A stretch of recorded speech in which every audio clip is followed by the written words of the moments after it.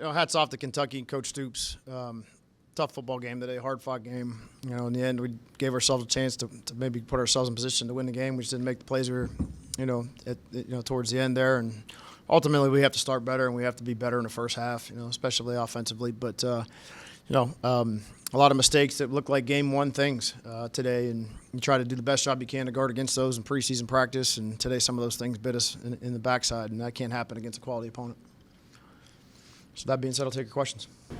Just how frustrating was it? You obviously didn't play your best today. Still was very winnable. Felt like you just kind of couldn't get over the hump, couldn't kind of seize the opportunities when they were there. Yeah, I think that a couple costly turnovers that you can't count on overcoming those, and you got to play good situational football. In times we left our defense out on the field too long in the second quarter and the third quarter a little bit to where we're playing a lot of snaps, and I think we ended up that statistic's pretty even, I think, with plays snapped, but just a stretch of we actually had more plays than they did, but the course of the second quarter and the third quarter there were a couple 3-and-outs there, and our defense got a little gassed, and so it's frustrating, but there's a game one mistakes there. We got to get it right and get it fixed and get ready for a quality opponent this week.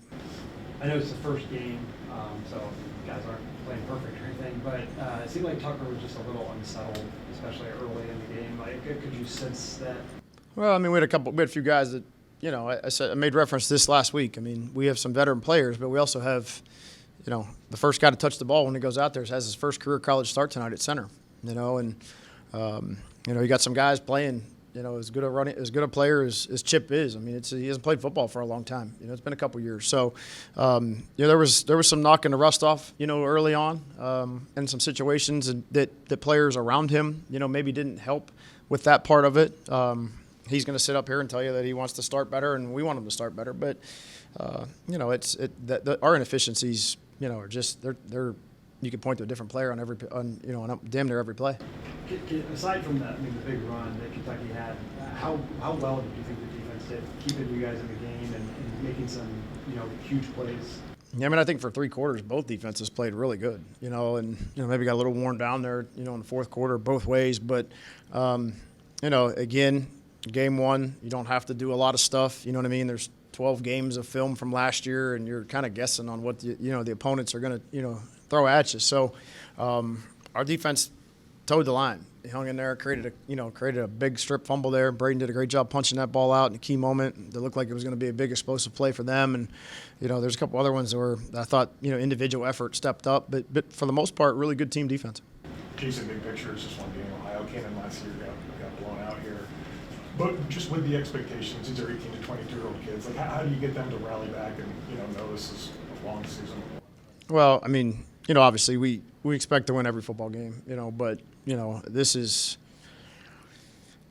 we have to see the biggest improvement from week 1 to week 2, and if this is an FCS opponent that,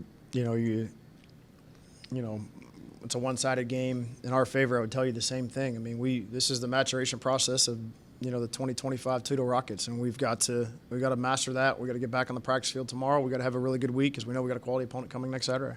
Just at the end of the first quarter, Chip started to get in a rhythm. I think it was 12, 8 yards, and then quarter break, and then you took him out. What was the reason for taking him out there? We got a rotation that we're gonna, we can't play every player every play.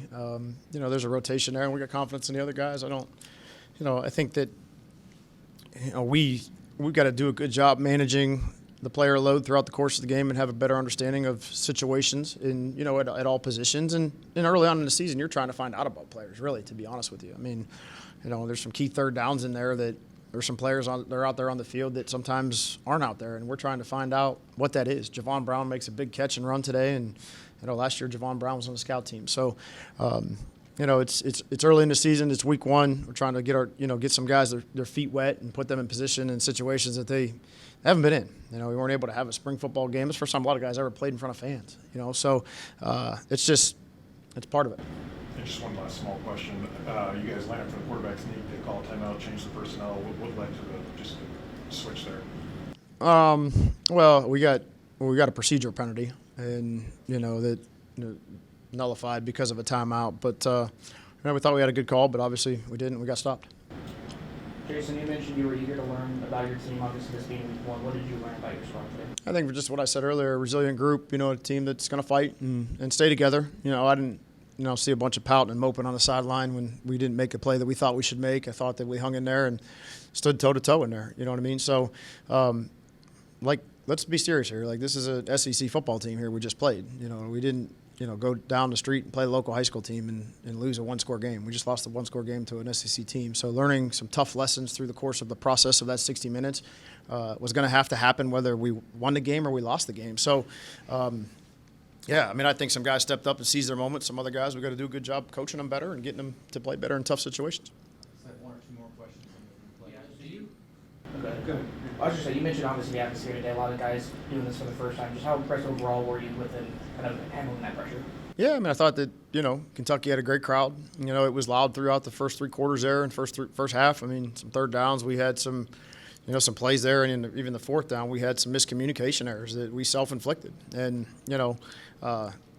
you can't simulate those moments. Again, I'll say that again. You just can't do it. You can put the crowd noise on at practice. You can walk a speaker behind the quarterback as he walks down the field and he's calling the plays, and you can do all that stuff. And we did it all. So, you got to be able to handle and manage those situations a little bit better. And ultimately, at the end of the day, that falls on my shoulders too.